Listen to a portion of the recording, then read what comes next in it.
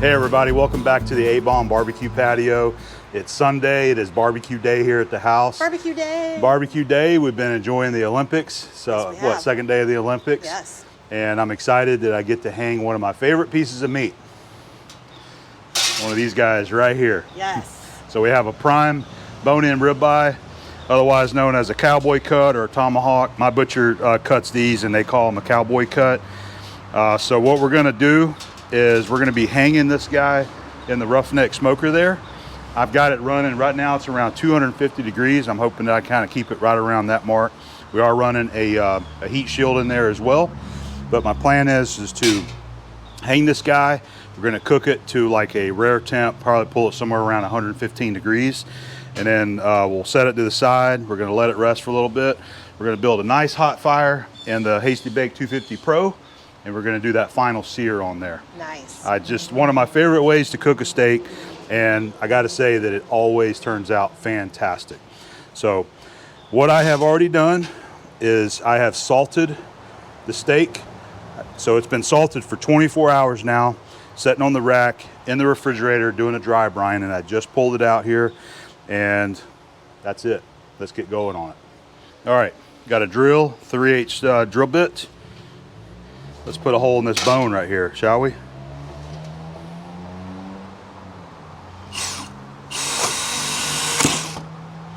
Just like that. Easy. And then we have one of our hanging hooks. There we go. Let's go put it in the Roughneck. All right, our Roughneck's looking good. Right now we're running right around 250 degrees.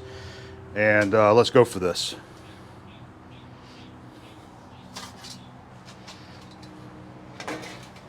First thing I want to do is get our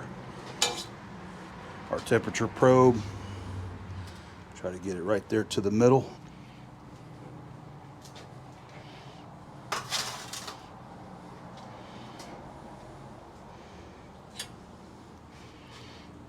Just like that.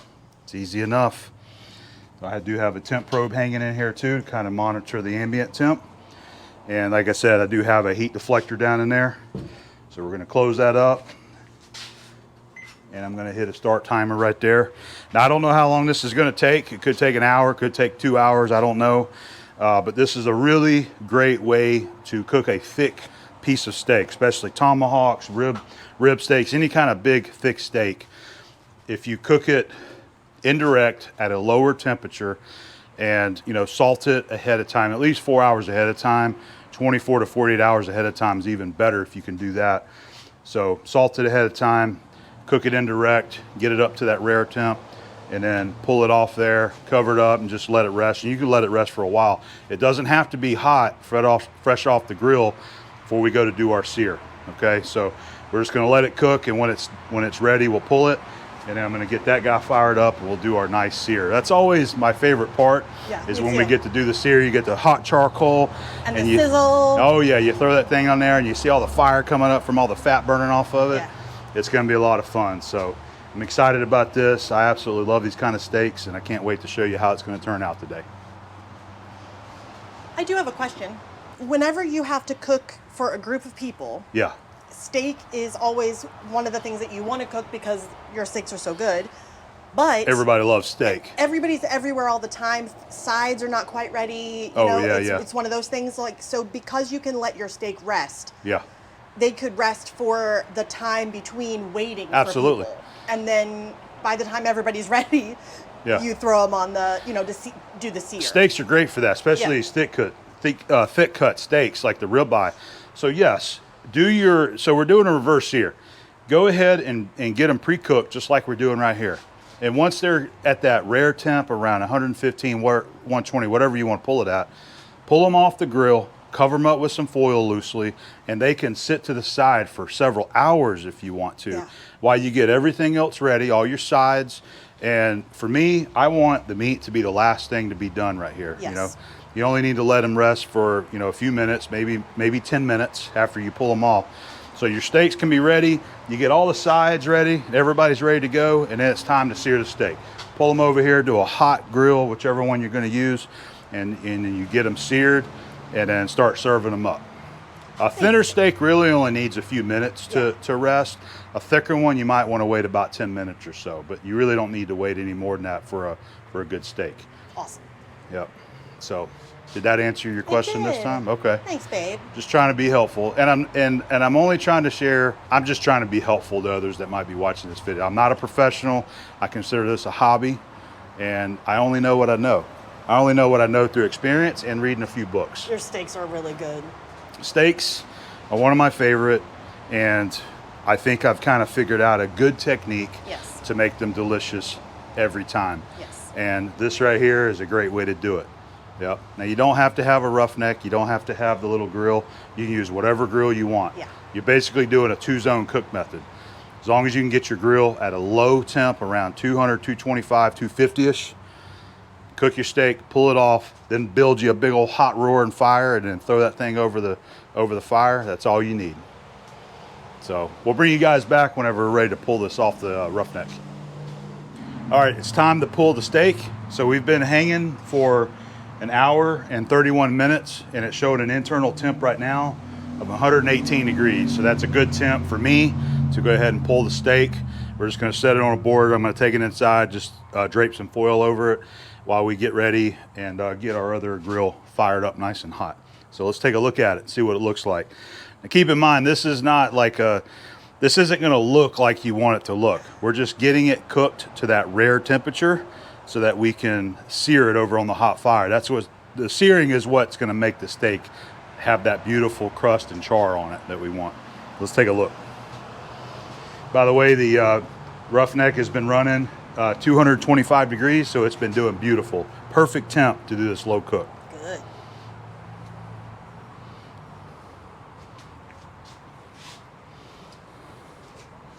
All right, I'm gonna go ahead and just pick her up. So there you go. Like I said, it's kind of ugly right now, you know. This isn't how you want to eat your steak, but we're at that perfect cook now. Perfect cook temp so we can do our reverse sear.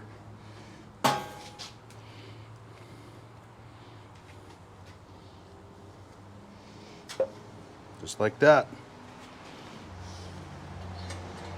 A little bit closer look at the steak of what I'm talking about. Getting it cooked up to that rare temp. We temp that at 118. Like I said, it's not pretty like this, but this is getting it ready for that final sear there, which is going to give it its absolute beauty that you want whenever you slice into this steak. Smells good. Oh yeah, it does smell good. They just don't look presentable in this state. I just want to make sure people are aware of that. But with the 24-hour salt and the dry brine, the outside of this steak actually looks really good where it's at for where it needs to be right now during its cook. We've just given our steak a rub on both sides with some grapeseed oil there. And now it is ready to go on the hot charcoal grill.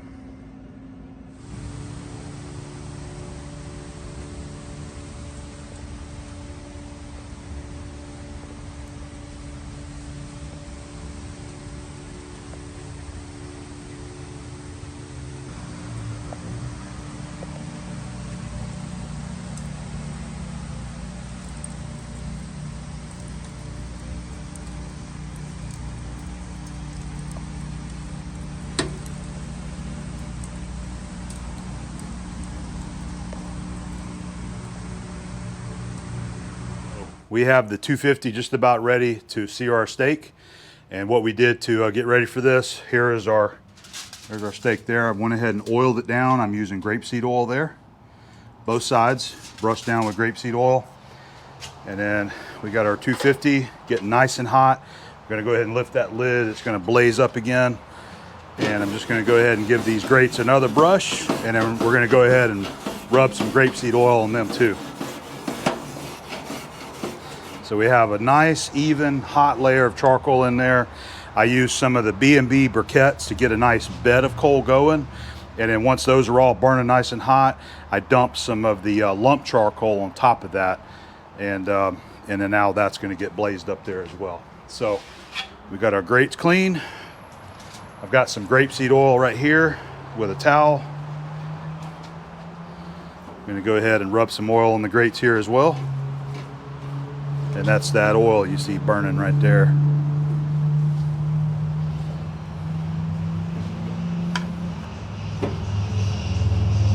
always a good idea to oil your grates, oil your steak. Get rid of that bit right there. Piece of the paper towel came off right there. All right. I'm just gonna make sure none of that paper towel is laying on the grates. And that's just about ready to go. I'm gonna let those keep blazing back up and get them super hot before we put our steak on.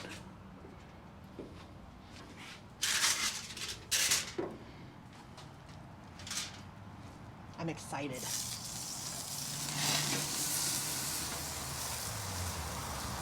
Yeah.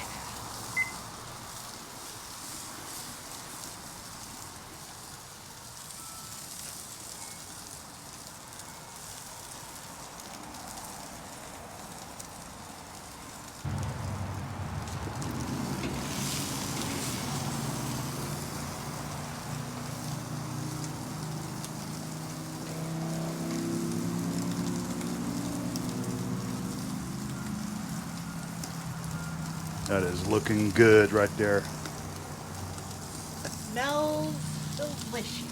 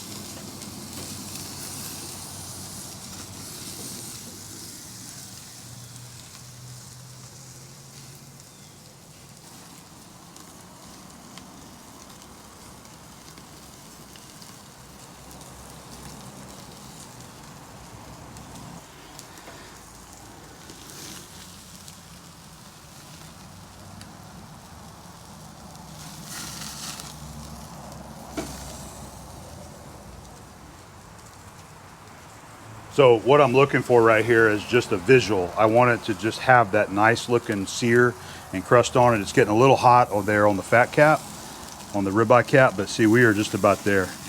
I'm just gonna do another 30 seconds on that side, and that sear should be ready to go.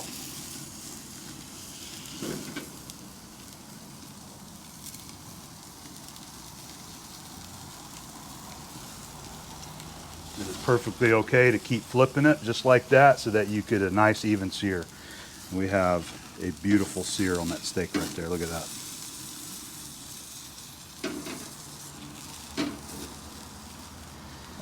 I'd say it's about time to pull this guy off, let it rest.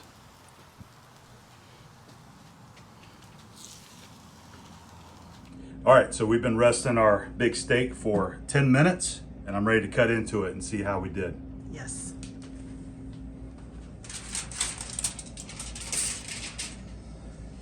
There it is. So how about first thing we do is let's go ahead and temp it and see where we finish this at. So I was shooting for about a medium rare.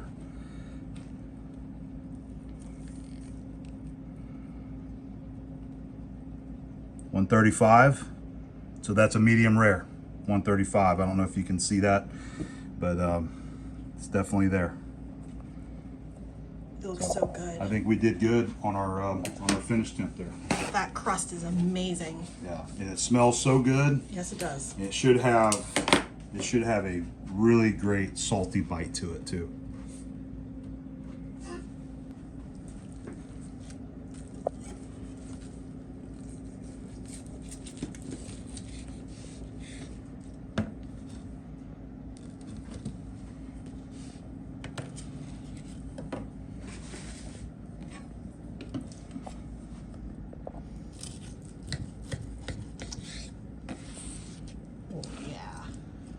That looks good. Yeah, it does. Oh yeah, look at that. That is looking good. Yes. Ugh, the smell. It's epic. Really is incredible.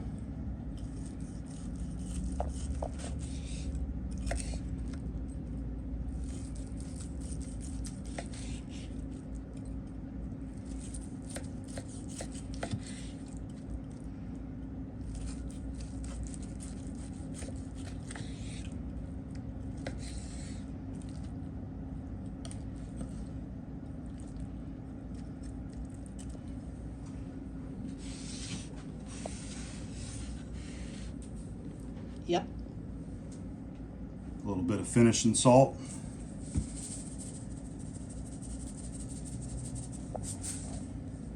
Just like that right there. I cannot wait to taste this. So I'm going to pull out a slice of this.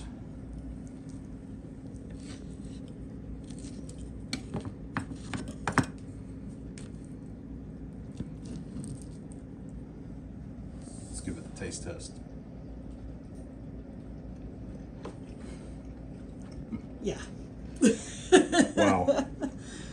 Good? Yeah. It's really good. I don't know about everybody else and what they think and what they want, but that is everything I want in a steak right there. It is salty. It's got the crust on it, charred. You got the smoke flavor. You got the grill flavor. It's got a really great finish temp on it.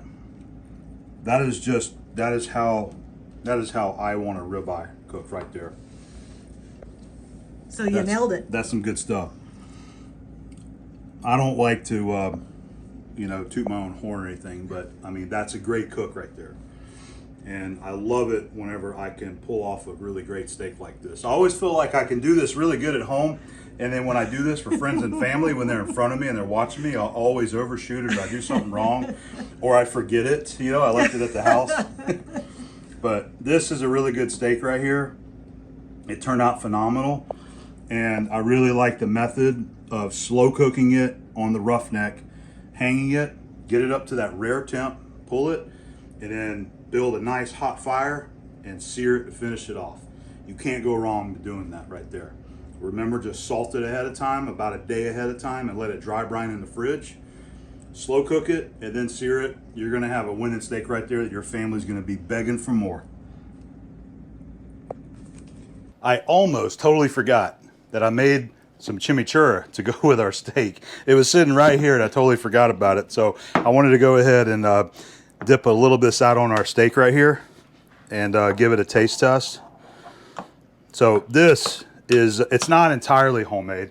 I actually use this chimichurri mix right here from the butcher shop. So I know it's not as best as making, all homemade, but it is really good. But what I do is I chopped up half an onion and I put half an onion in there. I put a couple of teaspoons of chopped garlic in there. And I diced up one jalapeno and put that in there too. And this has been marinating for about 4 hours now with olive oil and apple cider vinegar. And I tasted it a few times earlier and it was so good. So I'm gonna put a little bit of that right there. And let's give that a taste test as well. This chimichurri on a nice fatty ribeye. Got that crust there too. Yeah, you're happy. It's good stuff. If you guys haven't learned how to make a good chimichurri, I'd highly recommend it. It's really, really good. And that's something that I want to play with more and learn how to make a really, really good homemade chimichurri with all fresh ingredients to go on steaks like this. That's really good. It's time to eat. It is. I'm going to have another bite. I think you should.